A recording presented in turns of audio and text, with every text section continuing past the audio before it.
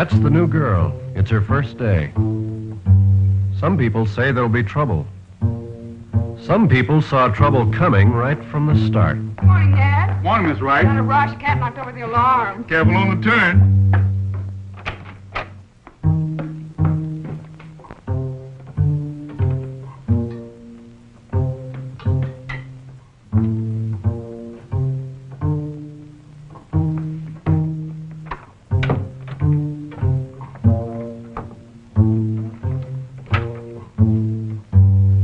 Office management begins at home. You're late. Guilty, sir. You'd better hurry. My coffee's probably getting cold. No wonder I love to get up in the morning. I've got such a nice boss to look forward to. Incidentally, did you see the urgent note I left on your pad last night? Top policy meeting at 9:15? Yes. Mr. Dennis got back from Washington late yesterday, and he called the meeting after you'd gone. Thanks. This must be the new government contract. Was there any explanation? I tried to finesse some information from his secretary, Beth. But she's as informative as a quiz program. Okay, I better get going. Have some hot coffee waiting for me. Yes, sir. Good office management begins at home. They'll quit. First one, then another. Whatever they do, they're going to make hell for that first Negro girl you put on the payroll. Look, Mark, we're not walking into this blindfolded.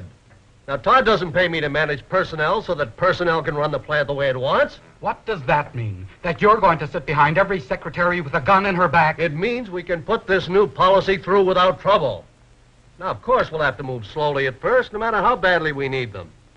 Now you've said it. We need them, gentlemen. The Negro represents a labor force that hasn't even begun to be tapped. How about it, Kurt? Your department's been crying for help. Think we can make it work? Maybe. Works in the shop. Negro and white hands work side by side. We don't have any trouble. Well, how was it when you started? Not bad. There was a lot of talk about trouble, but the union was on our side that time. They called a meeting, and by the time they were through, there wasn't any opposition. Those were men, Kurt. They worked with their hands. How about women? Women are different. I think we're asking for trouble. Just what is it we are afraid of? Bad publicity? Money? Or are we maybe raising problems to hide our own prejudices? Look, Lyle, I don't think I'm a bigot. Lyle didn't say that, Mark. And I don't think I'm a man of prejudices. At least not any that I'd let interfere with profits. My department is sales. I'm mostly on the outside, and the man I sell the product to doesn't care what color the girl is who types up the bill. So because I'm on the outside, I get around. I hear stories. What kind of stories? Strikes? Slowdowns? Trouble, that's all. Let's call it morale. A lot of white girls just don't want to work next to a Negro girl, whether you like it or not. Well, now I'll tell you something. I'm not running for election, and I'm not going to run scared. No 20-year-old stenographer is going to tell me how to run my business. I've just come back from Washington. I met there with the President's Committee on Government Contracts. Believe me, it was no tea party between me and the committee. They were talking business. Since when is the President's Committee running Dennis Industries? We're not talking just about Dennis Industries when we talk about this. We're talking national policy. And it's not new. We've had it ever since World War II. Under the President's directive, no company can deal with the government, can get a contract, unless its policies are clearly non-discriminatory. But don't we import Negroes on the production line? That's not enough. As long as we set up a color line at the front door of the offices, or any line for that matter, we are discriminating. Aren't we also responsible to the stockholders? We can't afford... We can afford anything our competition can. If we can't, we don't belong in business. From this meeting on, our policy will be to hire every person we need strictly according to ability. If you want to set an example, put the first Negro secretary in my office. Nope. Not on your life, Todd. And have 12 girls quit because we're giving away one of the most worked-for jobs in the organization? Now, that would be discrimination. Just the same, I feel sorry for the first girl you hire. She'd better be strong. You're right, Kirk. She's got to be hand-picked. She's got to be so likable that any white girl with a chip on her shoulder will think twice before she starts any trouble. And so efficient that any man she works for will consider himself lucky. You know, I think the announcement of policy ought to come from your office, Todd, not just from personnel. We want every single person in this outfit to know that you're behind it, down to the last typist in the pool. Every girl working here should be made to feel that she's involved in putting through this new policy. Right. Is that it? That's about it. I gotta get going. I'll go over the new policy with you in my office. It's still just talk.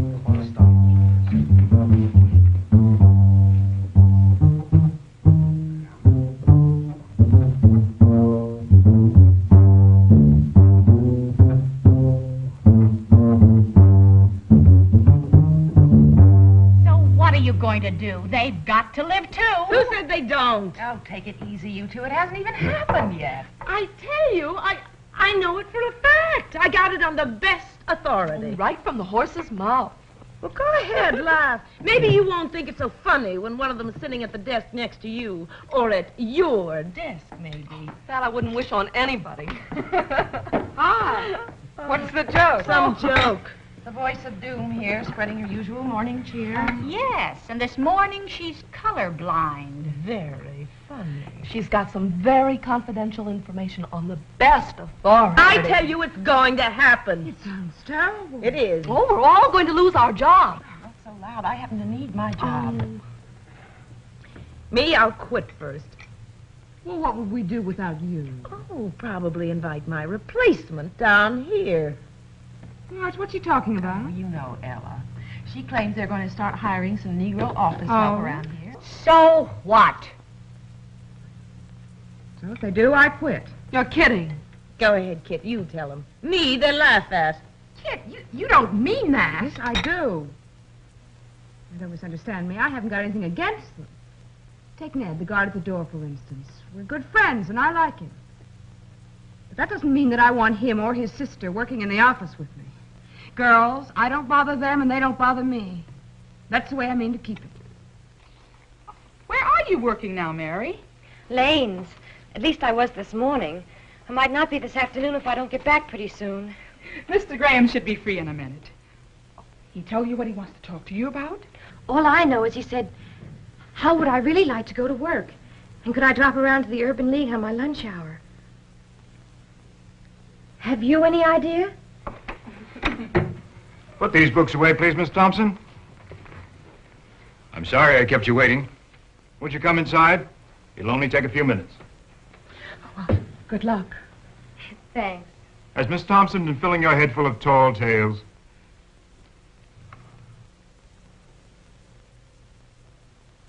Won't you have a seat, please?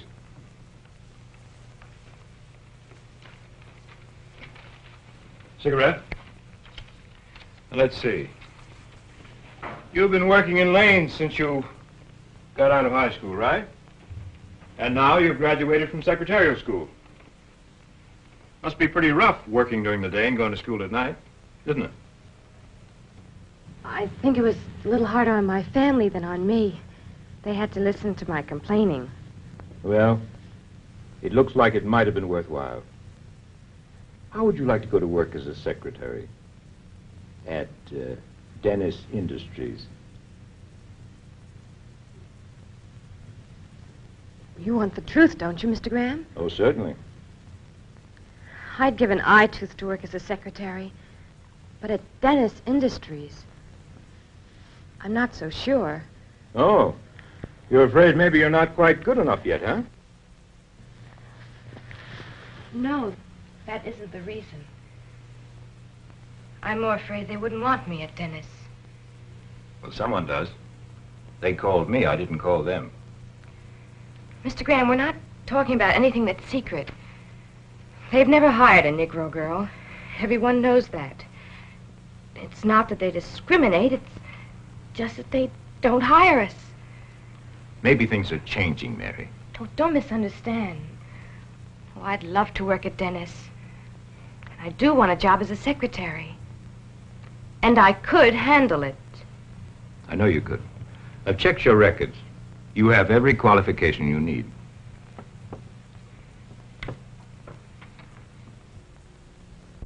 Now, let me bring you up to date. Last week, the personnel department of Dennis got in touch with every employment agency in town.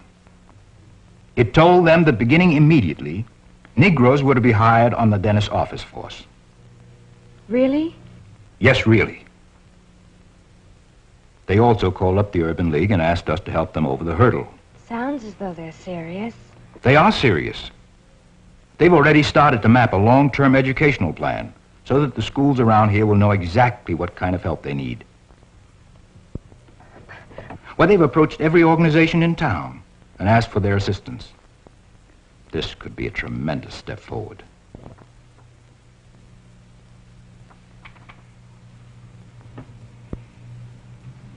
But what about me? Suppose I do go up for the job. The personnel department can't make the people like me. They can't tell the other girls that, well, that you're as good as they are? No, they can't. But they can give you every chance to show you are. Mary, right now they need us. And we certainly need them. If we don't take the chance when it comes along, it may not come along again.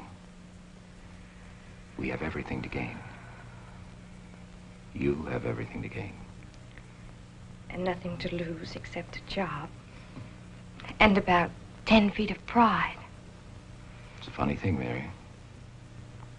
Once someone offers you a choice, you can't ever go back to the way it was before. If you don't try, when you go out of here, you'll find your pride has shrunk to 10 inches. If you do try, well, if you do try, you may have something to be really proud of.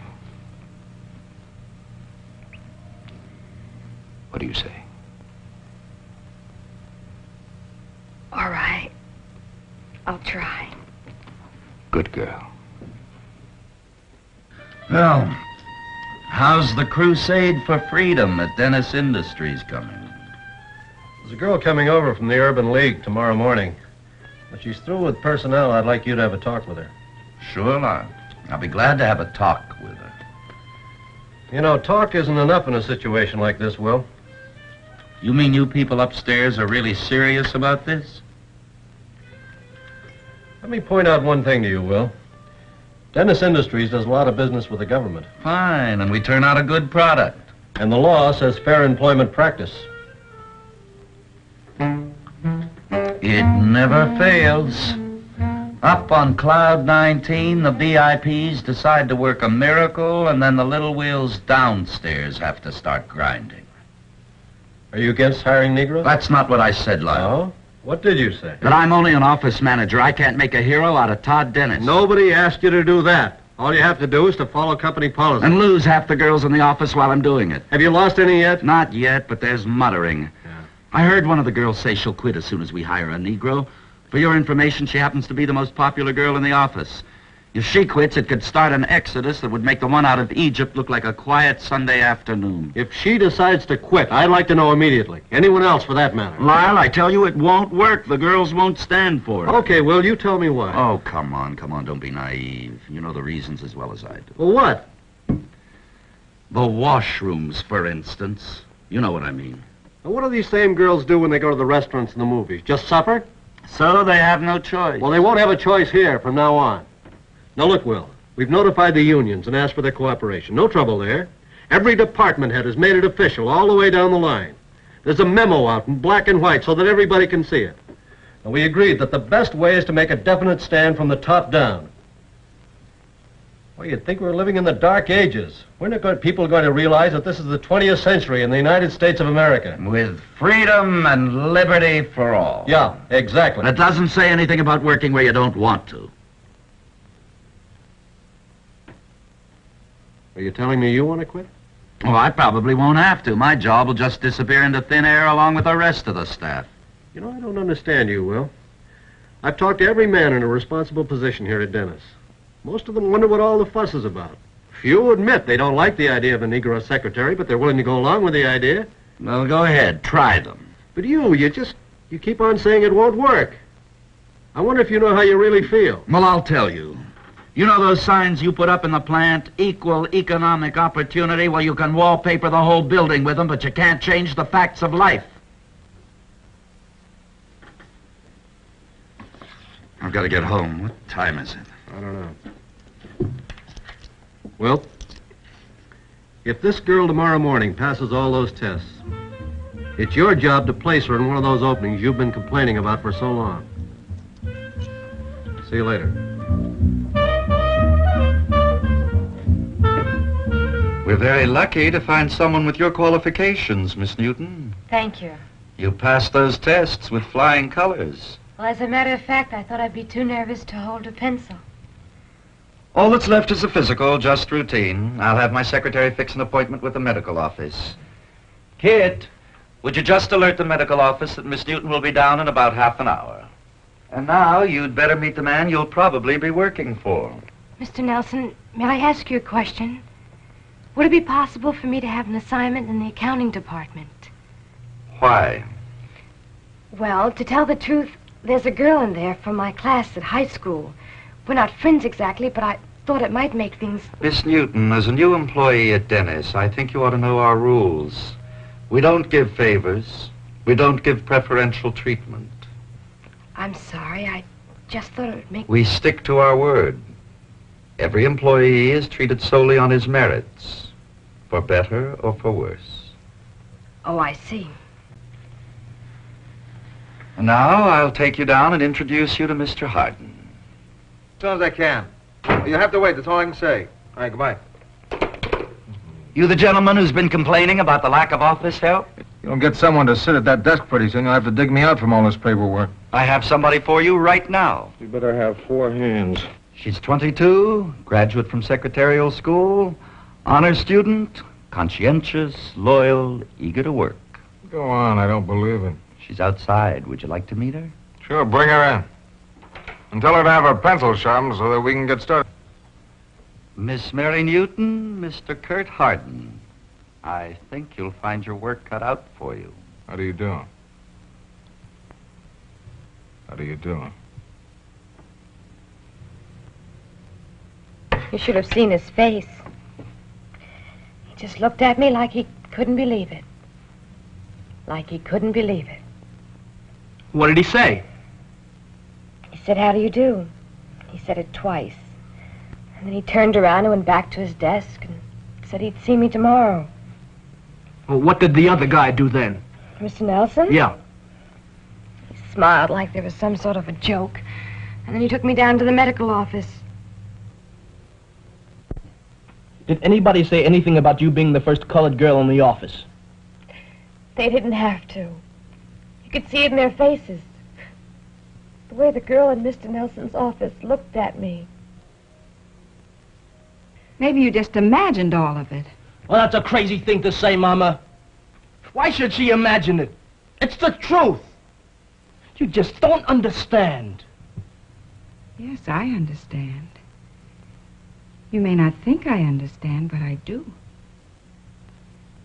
You think I can't understand because I'm your mother and I'm older, but I do.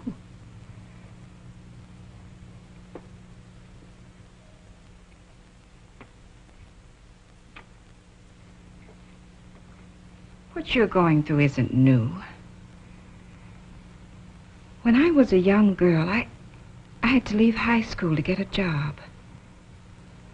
I would have given anything to work in a shop, but it just wasn't done where I lived. Nobody ever heard of a nigger working in a shop where white girls and white women came in to buy things. So I got a job cleaning house.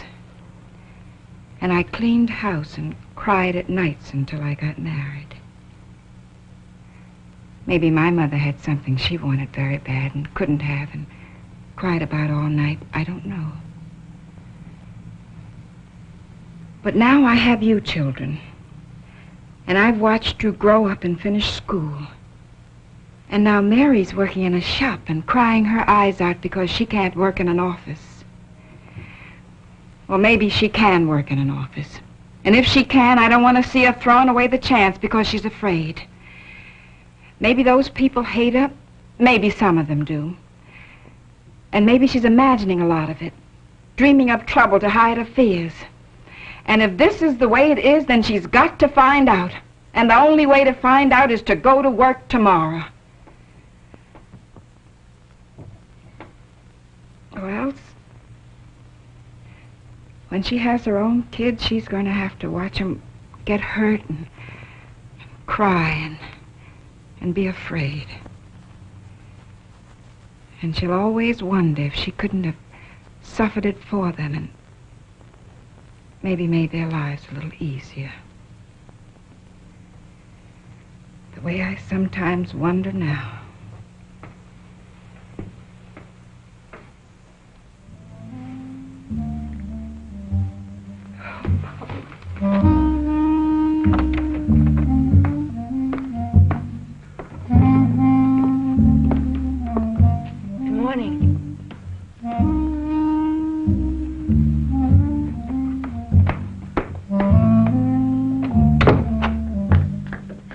Mr. Nelson, Yes? I'm resigning. Seriously? Seriously. Okay. I appreciate your getting here on time to tell me. You know exactly why I'm quitting. I think you may receive a personal invitation from Mr. Todd Dennis of Dennis Industries to present your case to him personally. Well, it should come to this. Tell him I'd like to see her right away. Let's squash this. And get Lyle Ross on the phone. Oh, Beth.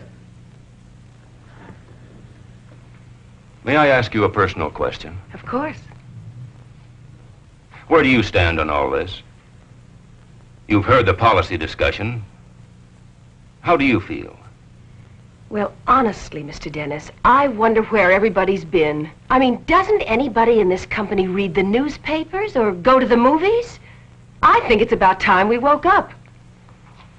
You can be a great help to us right now How? by giving the new girl a chance. By making sure that she gets a chance.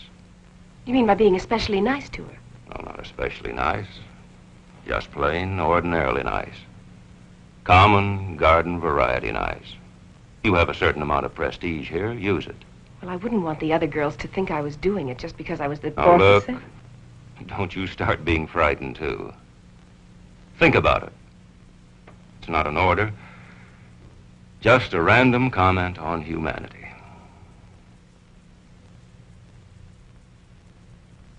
I'm sorry you want to leave, Miss Wright. Up to now, you've been an asset to the company.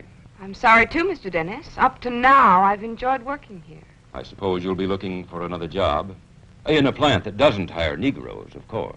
In a plant that doesn't hire them to work in the office with me. Well, that's going to be more and more difficult. I think you understand my position. I know your position.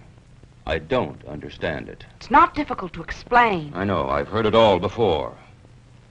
Surely you don't expect us to adjust our policies to meet your approval? Frankly, I'd rather not work than to work under your new policy. Rather not work.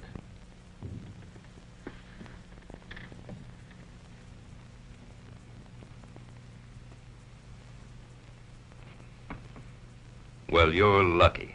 How do you mean? Lucky you can afford that alternative. I can't afford it. Neither can most of the people working here. Look, Mr. Dennis, I just don't understand why my leaving has suddenly taken on such importance. I wish I felt flattered by all the attention. But I'm afraid I don't.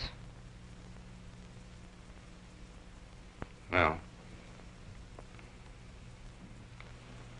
the fact is, your leaving the company is much more important than a personal matter. For me or for you. I'm not going to even attempt to argue with your prejudices. I know that in a few minutes here I can't change whatever has made you think the way you've been thinking for a lifetime. But if you don't mind, I'd like to put the shoe on the other foot. You're a popular girl here, probably with good reason. What you do, quitting that is, may set an example for a lot of other girls who can't afford your independence. I'm responsible for this company. That means I'm responsible to the stockholders, to the people working here, to myself, even to the whole country, indirectly. It's too late to crawl back into a shell. I'm afraid I don't understand, Mr. Dennis. Miss Wright. What, Mr. Dennis? I'm going to ask you to stay on here at Dennis in spite of how you feel. To give this girl, to give yourself even a chance to find out if we're right.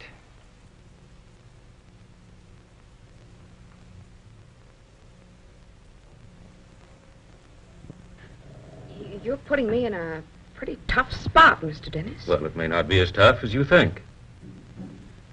You're making it awfully difficult to refuse. It would have been so much easier if you just bawled me out. This is something that has to be handled reasonably. Will you give it a try? I think it's only fair to warn you.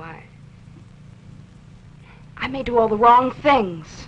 You may be sorry if I stay. Well, every day I'm in business, I'm taking chances. I'm willing to take this one.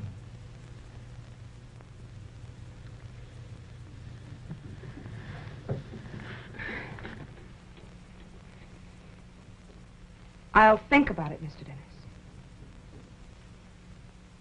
I will say this, though. It's the first time I've stopped to think about it at all. Thank you.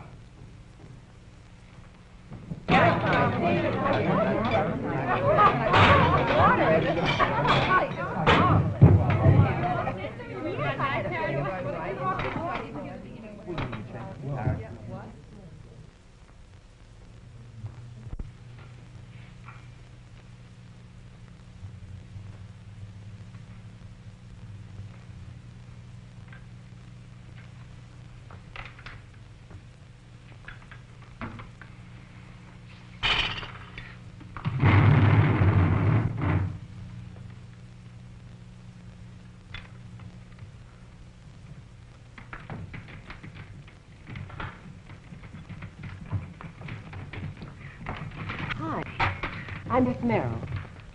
Mary Ruth. Hello, Mary. The secretary's usually over here. Won't you join us?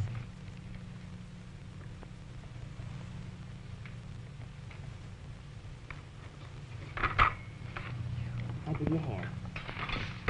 Everybody, this is Mary Newton. That's Judy. Joan. Marilyn. This is Kit Wright.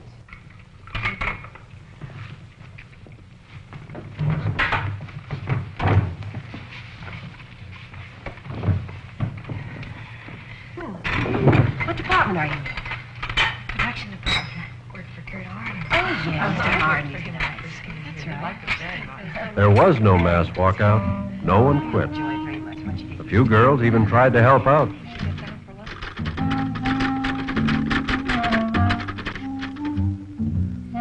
Resentment turned to curiosity. Then curiosity became interest.